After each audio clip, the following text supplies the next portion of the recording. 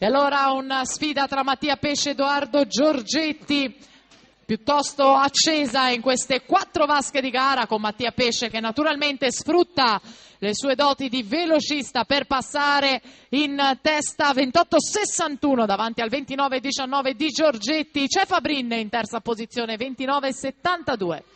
Giorgetti ha già nuotato nella prova dei 200 misti questa mattina, argento dietro Turrini. E dunque ora alle fatiche finali, ultima vasca, Giorgetti, 200ista, Mattia Pesce nuota bene, 100,50, Giorgetti 100 e 200, sono sulla via di mezzo nella sfida finale alla vittoria dei 100 rana.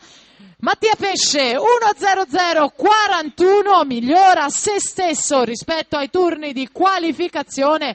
Giorgetti si deve accontentare per oggi della seconda posizione 1:00:60 e poi Fabrin al terzo posto 1:03:52 per i colori